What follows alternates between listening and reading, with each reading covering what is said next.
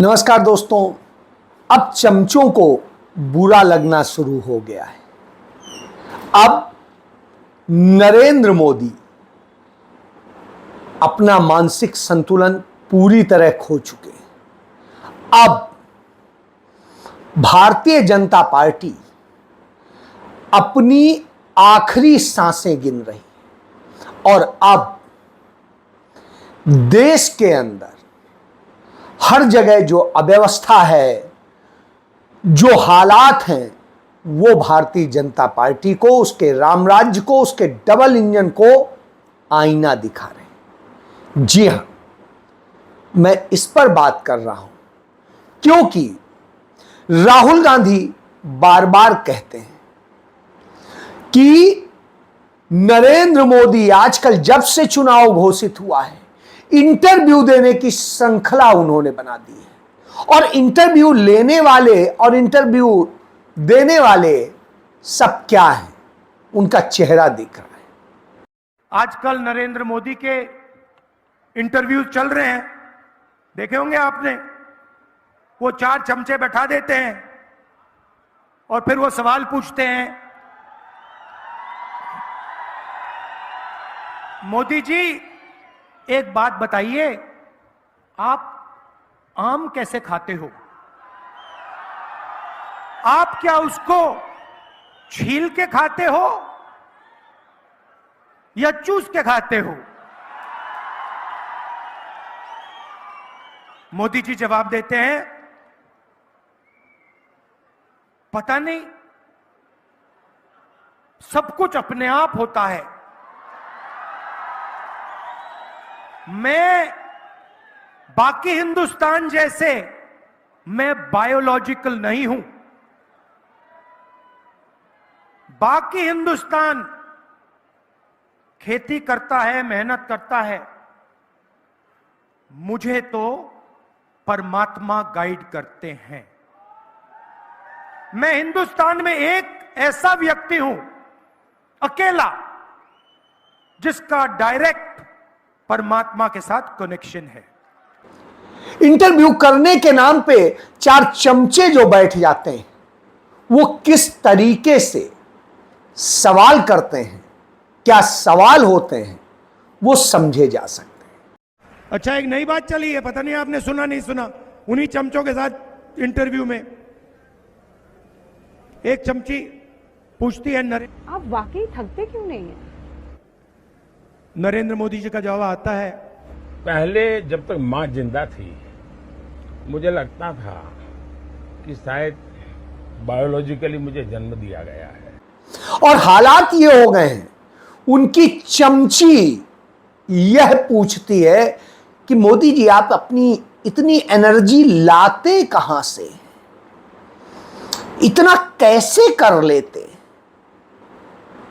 निश्चित रूप से यह होना था कि एक चमचे ने इस पर पूरा शो कर डाला, जो तथाकथित नंबर 1 चैनल है। उस चैनल के उस पत्रकार ने कार्यक्रम कर डाला कि मोदी ने तो इस चुनाव के दौरान 71 इंटरव्यू दे डाले। राहुल गांधी ने तो एक भी इंटरव्यू नहीं दिया। बिल्कुल सही है, राहुल गांधी ने एक भी इंटरव्यू नहीं दिया क्योंकि वो चमचों को नहीं पालते। और राहुल गांधी ने सड़क चलते लोगों से बात की, पत्रकारों से बात की, जनता से बात की, सीधे संवाद किया। तो उन्हें इन चमचों की, बिचौलियों की जरूरत क्यों है? स्वाभाविक सी बात। लेकिन अब उन चमचों के गैंग ने राहुल गांधी पर हमला करना शुरू कर दिया है।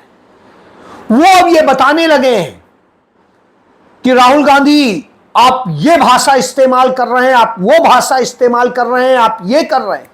लेकिन उन्हीं चमचों ने आज तक एक बार भी नरेंद्र मोदी से नहीं पूछा कि जब पहले चरण का मतदान हुआ था, तब नरेंद्र मोदी कांग्रेस पार्टी के घोषणा पत्र को क्या बता रहे थे?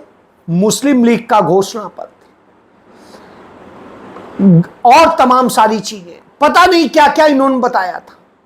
फिर यही नरेंद्र मोदी जब कह रहे थे मटन खाते हैं, मछली खाते हैं, ये खाते हैं, वो खाते हैं, इस पे आ गए थे, कपड़ों पे आ गए थे, और उसके बाद आ गए मुस्लिम राष्ट्र बन जाएगा, मुस्लिम्स ये हो जाएंगे, पाकिस्तान आ जाएगा, पाकिस्तान कब्जा कर लेगा।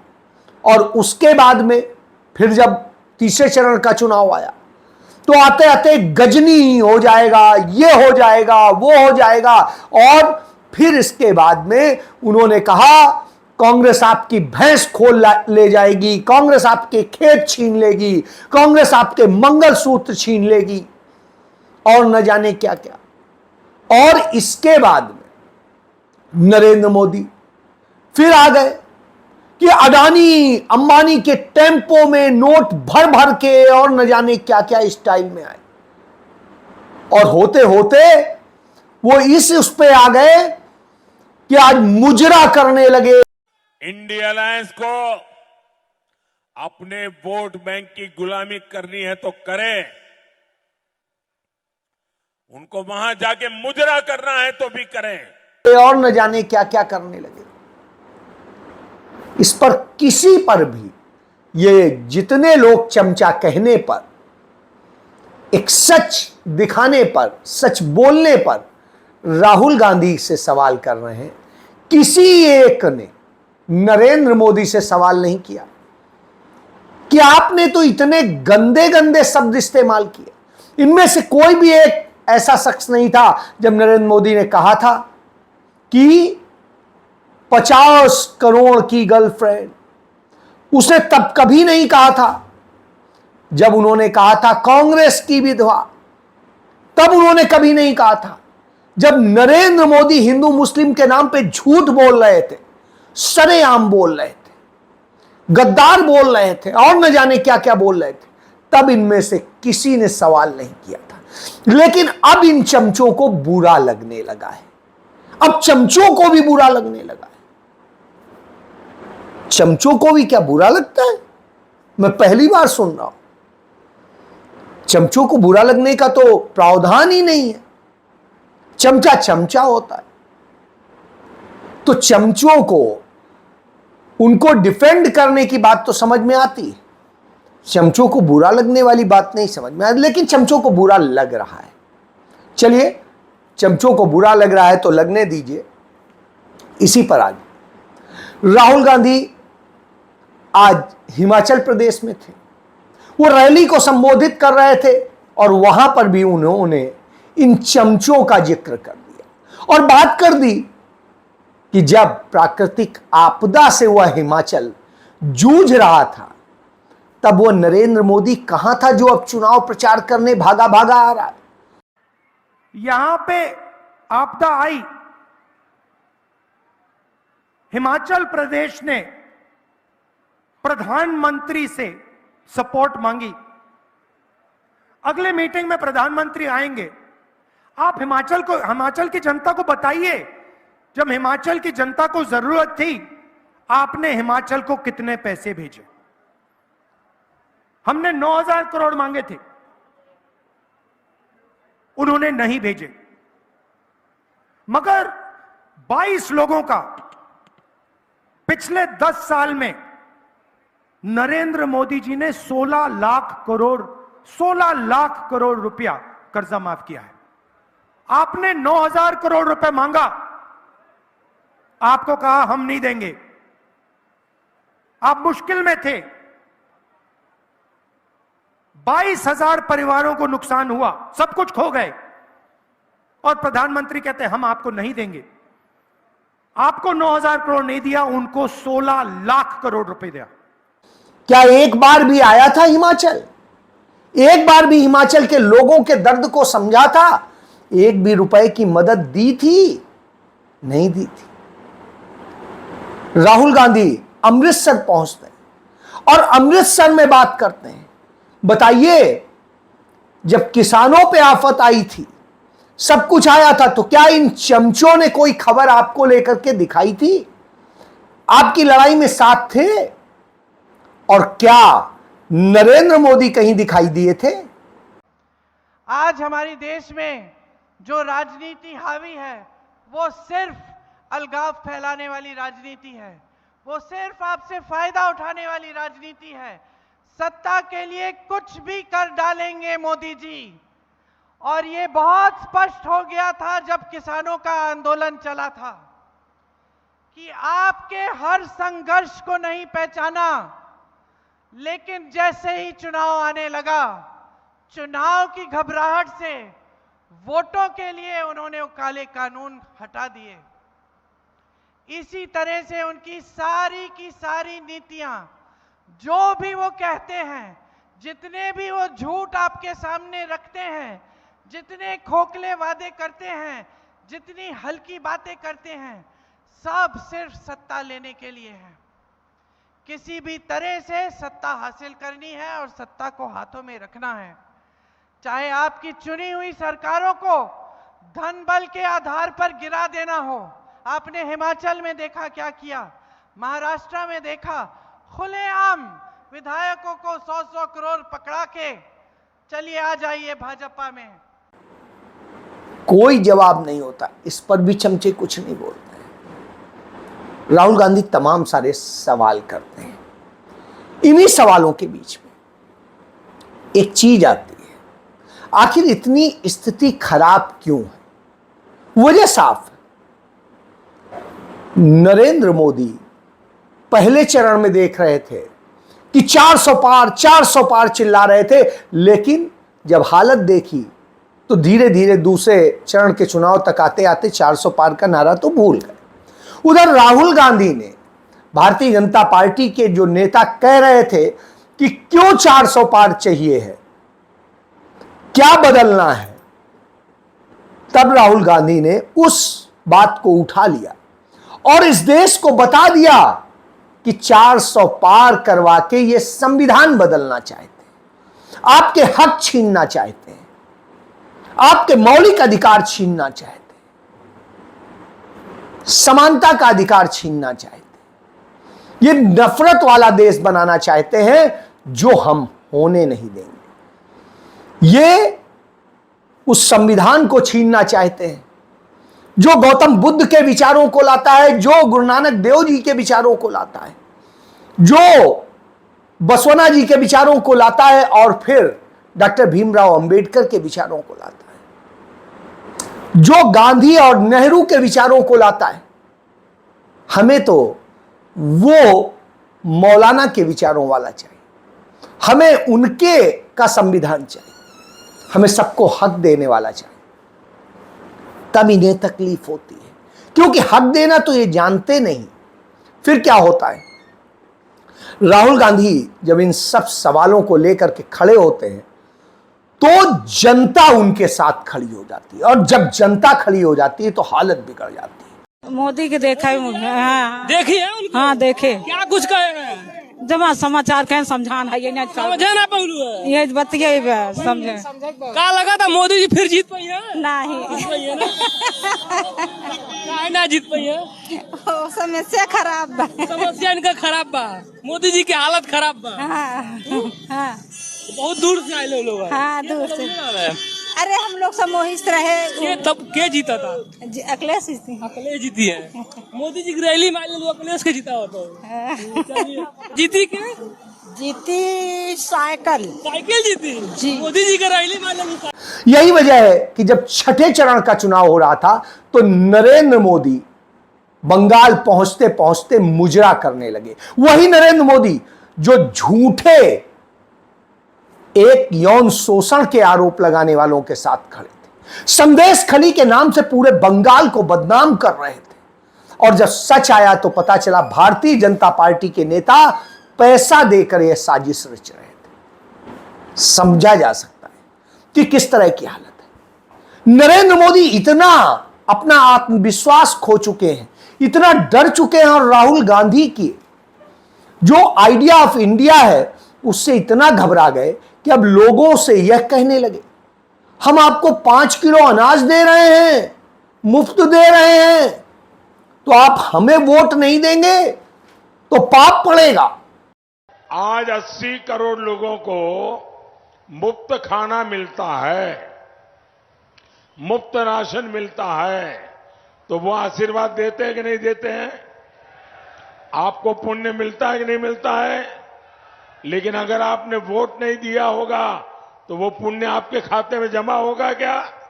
यानी बच्चों की तरह, जैसे बच्चे कहते थे ऐसा नहीं करोगे तो पाप पड़ेगा, वैसे नरेंद्र मोदी इस देश की जनता को सिखा रहे कि पाप पड़ेगा। तो आप समझिए ये हालात क्या है जो सुशासन की बात करते हैं, जो रामराज की बात करते हैं। उत्तर प्रदेश की राजधानी लखनऊ में सरेआम दिन दहाड़े एक आईएएस अफसर के घर घुसकर बदमाशों ने, डकैतों ने वहां डाका डाला और उनकी पत्नी की हत्या कर दी और जेवरात और सारे सामान, पैसा रुपया लूट के भाग गए। यह उत्तर प्रदेश में हुआ। उत्तर प्रदेश की पुलिस गुंडों के आगे सिर झुकाए खड़ी होती है, लेकिन बदमाशों और सबके आगे सिर झुकाने वाली वह पुलिस जब निरीह गरीब ग्रामीणों के पास पहुंचती है तो उनको गाली देती है, उन पे डंडे बरसाती है। तो गर्मी तो गान डाले तोरी मैया चो दिखाई नहीं दे रहा कौन खड़ा रे माधव चो, कौन खड़ा देखने है तेरी मैया चो तो तोरे गड़िया में डाल के पिक्चर टेकर डालूंगा माधव चो, माई सोच के रखूंगा भोसड़ी वाले मेरे रहते तेरी माँ का चो ये कहीं निशान है तेरी मैया चो। बताओ आज बताओ हे भैया प्रधान के लगा फोनवा करो।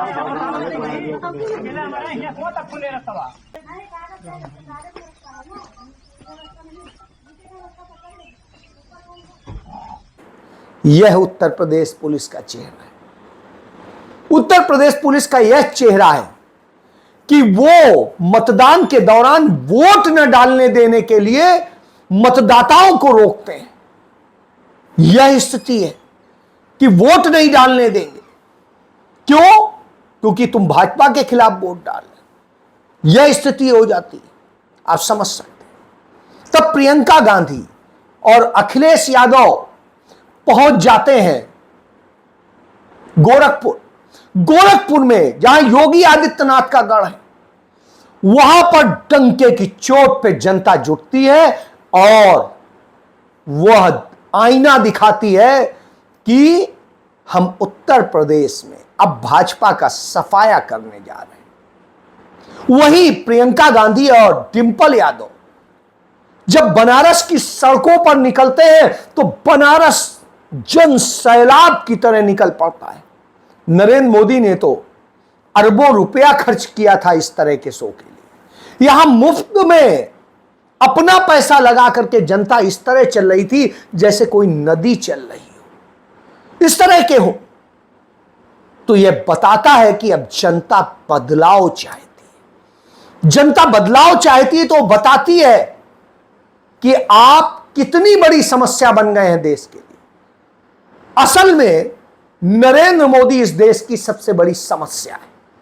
उसी ने सारी समस्याएं खड़ी, और जब उसने खड़ी करी हो तो जनता उसको आईना दिखाती। हालात ये डबल इंजन की सरकार है गुजरात में।